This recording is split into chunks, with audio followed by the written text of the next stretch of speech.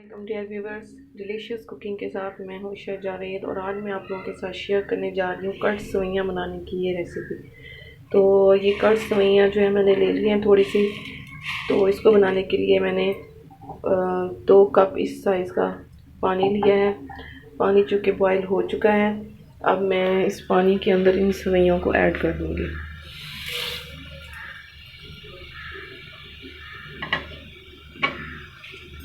ان کو بوائل کرنا ہے ہم نے۔ بہت ایزی، بہت جلدی سے بن جانے والی یہ ریسیپی ہے اور بہت مزے کی بھی بنتی ہے۔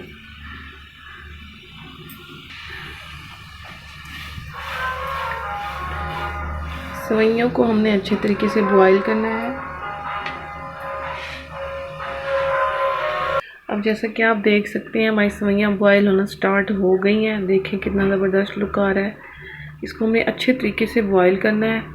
تو ابھی ہم 5 منٹ کے لیے اس کو کور کر دیں گے۔ یہ 5 منٹ کے لیے میں اس کو ایسے ہی کور کر کے رکھوں گی، اور پھر میں آپ کو بتاتی ہوں کہ اس کے بعد نیکسٹ کیا کرنا ہے ہمیں۔ یہ بہت ہی زبردست بنتی ہیں۔ اگر کسی کو گھر میں زکام ہو شدید، تو یہ گرم گرم اگر کھلائی جائیں تو اس سے کافی فرق پڑتا ہے۔ اب جیسا کہ آپ دیکھ سکتے ہیں سوئیاں بوائل ہو چکی ہیں، بس ہم نے ان کو اتنا ہی بوائل کرنا ہے کیونکہ ابھی ہم نے انہیں دودھ میں پکانا ہے۔ تو اب میں اس کا جو پانی ہے ایکسٹرا یہ نکال لیتی ہوں۔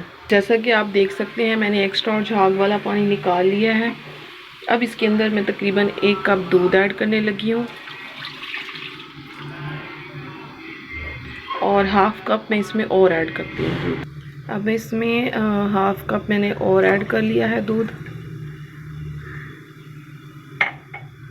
اب اس کو ہم لو فلیم پہ پکائیں گے۔ اب یہ دیکھ سکتے ہیں الائچی کے دانے میں نے اس میں ایڈ کر دیے ہیں۔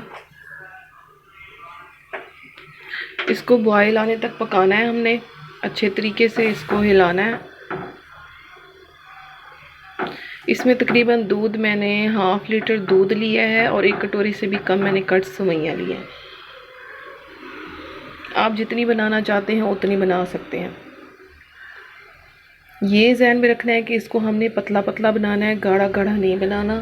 اگر آپ اسے مطلب زکام کے لیے یوز کریں تو میں یہ ایک طرح کا میڈیسن ہی ہے جو میں بنا رہی ہوں۔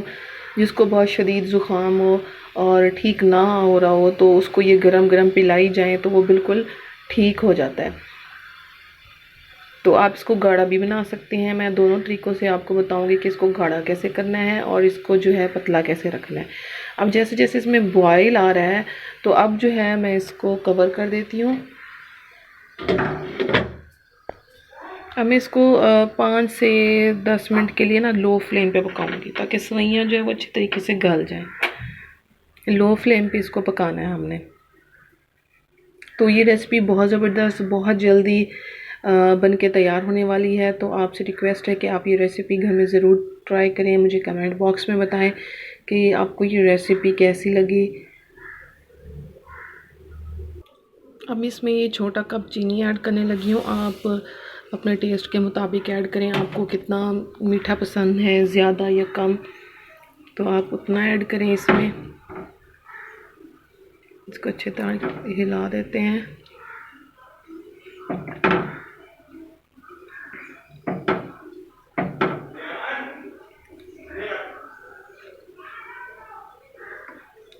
جو میرے چینل پر نیو ہیں وہ مجھے ضرور سبسکرائب کریں اور مجھے بتائیں کہ ان کو میری بنائی ہوئی ڈشز کیسی لگ رہی ہیں، اور بیل آئیکن کا بٹن دبانا مت بھولیں تاکہ میری ریسیپیز کی جو نوٹیفیکیشن ہیں وہ آپ کو ملتے رہیں۔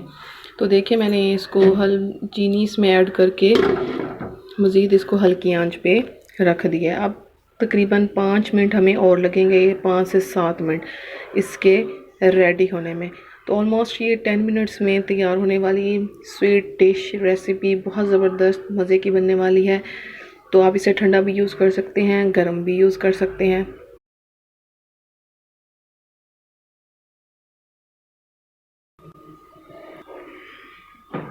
جو کشمش ہے میں نے اس کو دھو لیا تھا، اب دھونے کے بعد جو ہے میں نے اس میں ایڈ کر دیا اسے، اور ساتھ ہی جو ہے کٹے ہوئے بادام وہ میں اس میں ایڈ کرنے لگی ہوں۔ آپ دیکھ سکتے ہیں ہلکے ہلکے ببلز آ رہے ہیں۔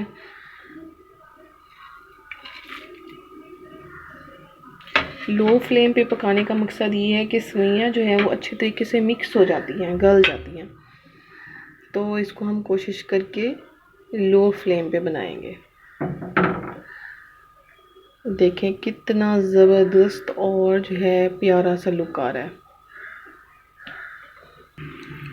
آپ دیکھ سکتے ہیں کہ کتنا پیارا لک آ رہا ہے اس میں۔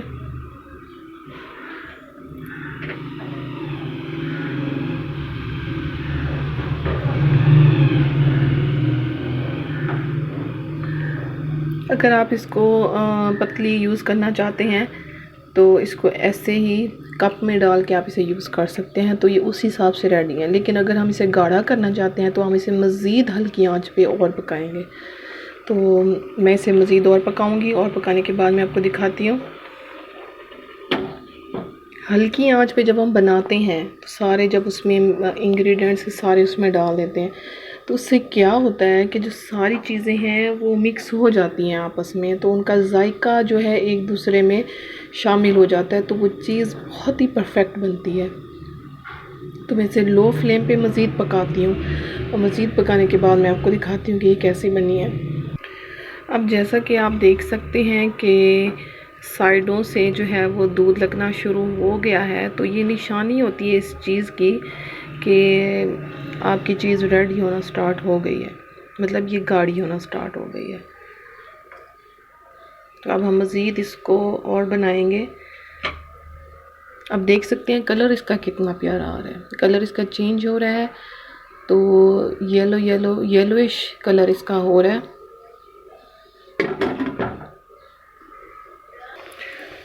ہماری کٹ سوئیاں آلموسٹ بن کے ریڈی ہو چکی ہیں۔ یہ اب آپ پہ ڈیپینڈ کرتا ہے آپ اس کو کتنا گاڑھا رکھنا چاہتے ہیں، کتنا پتلا رکھنا چاہتے ہیں۔ میں مزید اس کو 5 منٹ اور تیز آنچ پہ بناؤں گی۔ اب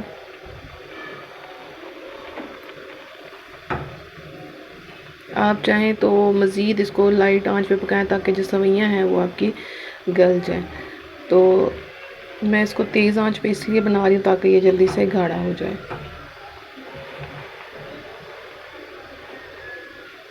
اگر آپ اس کو ٹھنڈا کر کے کھانا چاہتے ہیں تو آپ اس کو ٹھنڈا کر کے بھی کھا سکتے ہیں۔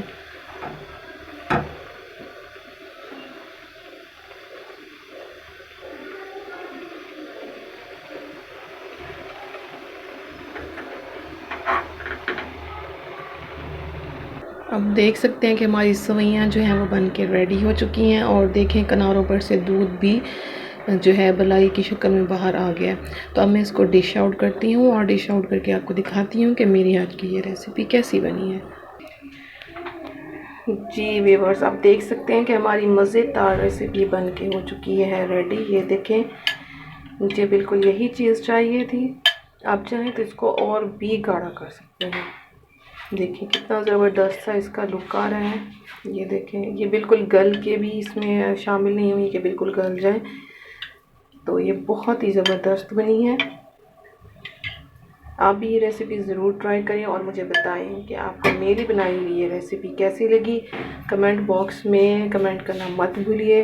ملتے ہیں ایک نیو ریسیپی کے ساتھ، تب تک کے لیے اپنی دعاؤں میں ہمیشہ مجھے یاد رکھیے۔ اللہ حافظ۔